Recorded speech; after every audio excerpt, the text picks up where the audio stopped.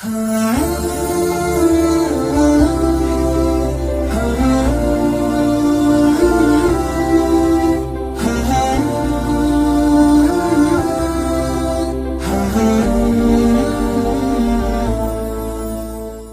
ہم یہ دعویٰ کرتے ہیں کہ اللہ رب العزت انسان سے 70 ماؤں سے زیادہ پیار کرتا ہے تو یہ کوئی فکشنل تھیوری نہیں ہے، اس کے دلائل جا بجا ہمیں اس کائنات میں نظر آتے ہیں۔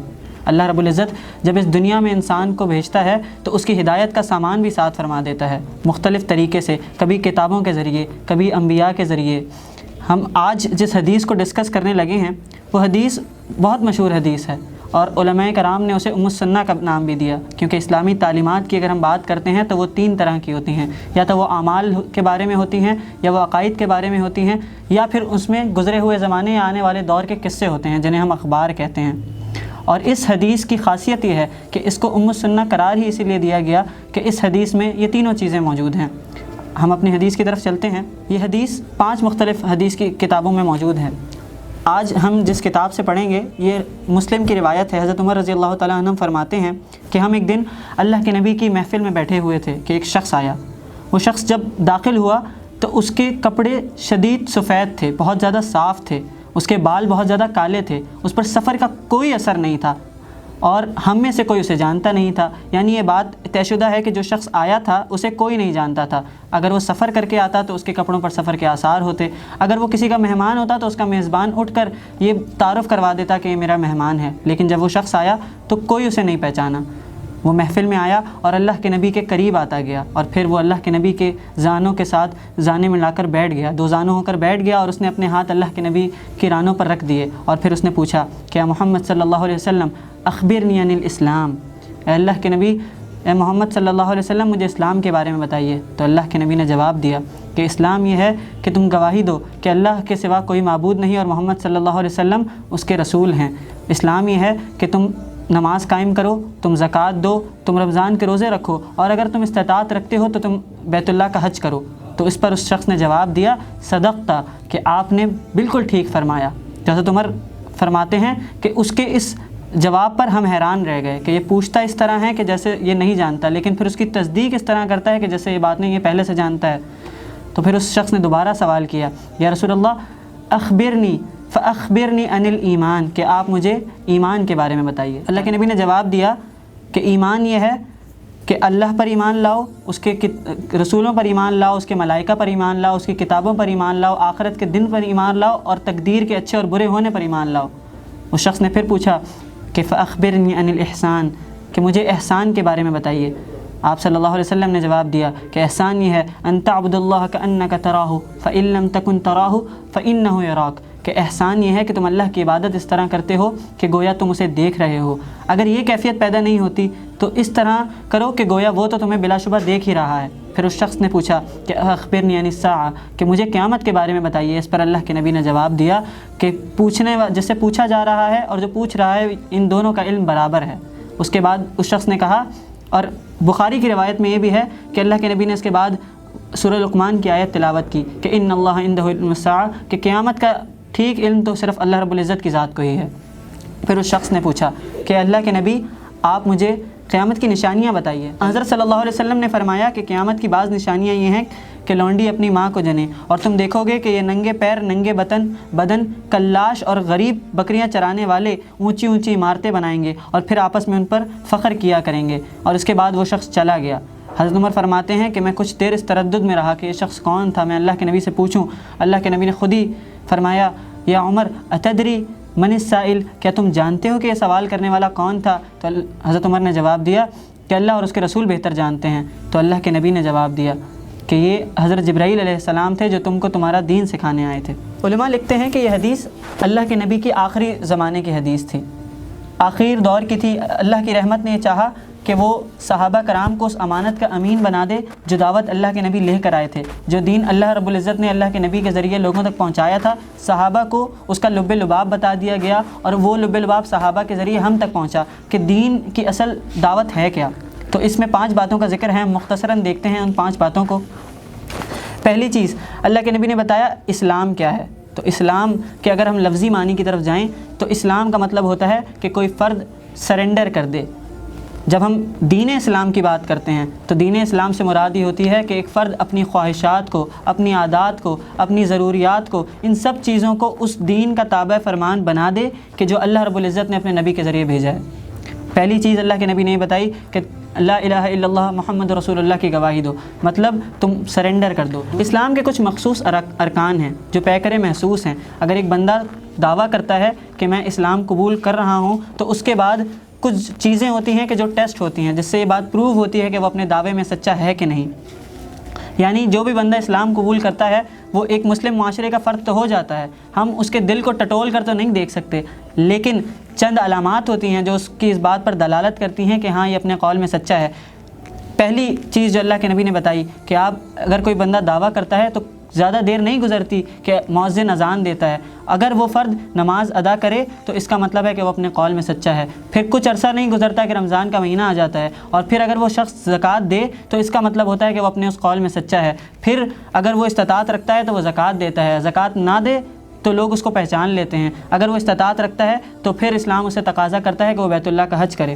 یہ ساری چیزیں اسلام کے پیکر محسوس کا حصہ ہیں کہ آپ دیکھ کر بتا سکتے ہیں۔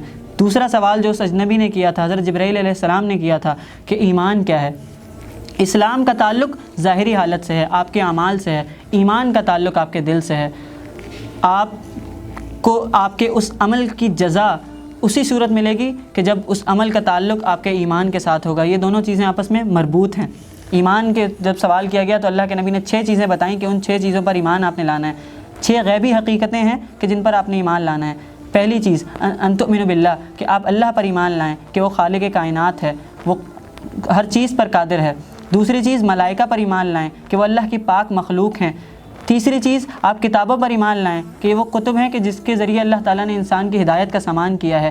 اس کے بعد رسولوں پر ایمان لائیں کہ وہ اللہ کے برگزیدہ بندے ہیں جو اللہ رب العزت نے انسانوں کی ہدایت کے لیے جا بجا مختلف بستیوں میں مختلف اوقات میں بھیجے۔ پھر اس کے بعد آخرت کے دن پر ایمان لائیں۔ آخرت کے دن پر ایمان لانے سے انسان کی زندگی بیلنس ہو جاتی ہے، اس کو وہ اپنا تزکیہ کرتا رہتا ہے، احتساب نفس کی کیفیت اس پر طاری رہتی ہے۔ اور آخری چیز یہ ہے کہ اس دنیا میں جو کچھ ہو رہا ہے وہ اچھا ہے، وہ برا ہے، وہ خیر میں سے ہے، شر میں سے ہے، وہ سب کچھ مشیت الہی کے تابع ہے، اللہ رب العزت کی مرضی کے ساتھ ہو رہا ہے۔ اس کے بعد اس اجنبی نے سوال کیا تھا جو حضرت جبرائیل علیہ السلام تھے کہ احسان کیا ہے؟ ان تعبد اللہ کانک تراہ۔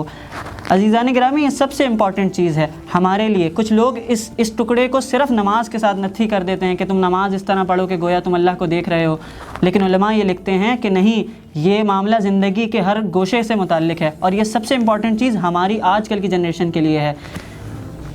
اس کی مثال علماء اس طرح دیتے ہیں کہ ایک نوکر ہے، اگر اس کو یہ پتہ ہو کہ اس کا مالک سامنے کھڑا ہے تو وہ اور زیادہ جانفشانی سے کام کرتا ہے، وہ اور زیادہ تندہی سے کام کرتا ہے، وہ جی جان سے کام کرتا ہے کہ اس کو بونس ملے، اس کو انسینٹیو ملے، اس کا مالک اس سے راضی ہو جائے۔ اچھا، اگر مالک اس کے سامنے نہیں ہے لیکن نوکر کو یہ پتہ ہو کہ اس کا مالک اسے دیکھ رہا ہے، کوئی کیمرہ لگا ہے، کوئی CCTV کیمرہ لگا ہے، تو وہ رولز کو توڑنے سے بھی گریز کرتا ہے اور اس کے ساتھ اسی طرح تندہی سے کام میں لگا رہتا ہے کہ اس کا مالک جو ہے وہ اس کو کسی نہ کسی طرح دیکھ رہا ہے، اس تک اس کی رپورٹ جا رہی ہے۔ لیکن اگر ان دونوں صورتوں میں سے کوئی صورت موجود نہ ہو، نوکر کو یہ اطمینان ہو کہ کوئی مجھے دیکھنے والا نہیں ہے، تو پھر کیا ہوتا ہے؟ پھر کام چوری بھی ہوتی ہے، پھر کام سے جی بھی چرایا جاتا ہے، اور پھر وہ نتیجہ نہیں نکلتا جو نکلنا چاہیے۔ تو یہ ہمارے لیے ضروری ہے۔ احسان کے لیے علماء نے تزکیے کا بھی لفظ استعمال کیا کہ تزکیہ بھی ہے، اور یہ احسان کی جو ڈیفینیشن ہم لے رہے ہیں یہ شریعت کی اصطلاح ہے۔ ہماری سوسائٹی میں احسان سے مراد یہ لی جاتی ہے کہ آپ کسی شخص کے ساتھ اچھا سلوک کریں، آپ جو ہے کوئی کام بحسن خوبی انجام دیں، لیکن شریعت کی ڈیفینیشن وہ ہے جو اللہ کے نبی نے ہم تک پہنچائی کہ ان تعبد اللہ کانک تراہ فان لم تکن تراہ فانہ یراک، کہ تم اللہ کی عبادت اس طرح کرو کہ گویا تم اسے دیکھ رہے ہو۔ اگر یہ کیفیت پیدا نہیں ہوتی تو وہ بلا شبہ تمہیں دیکھ رہا ہے۔ اس کے بعد ہم آخری چیز کی طرف آتے ہیں تو قیامت کے بارے میں سوال کیا تو اللہ کے نبی نے فرمایا کہ حقیقت جو مطلب ایگزیکٹ ٹائم تو اللہ رب العزت کے علاوہ کسی کو معلوم نہیں ہے۔ جو علامات بتائی ہم ان کی طرف آتے ہیں۔ اللہ کے نبی نے پہلی علامت یہ بتائی کہ قیامت کی نشانی ہوگی کہ لونڈی اپنی مالکن کو جلیں گی۔ آپ غور کریں عزیزان گرامی، اس حدیث میں لڑکیوں کا مؤنث کا صیغہ استعمال ہوا ہے کہ وہ مالکن کو جلیں گی۔ کیوں؟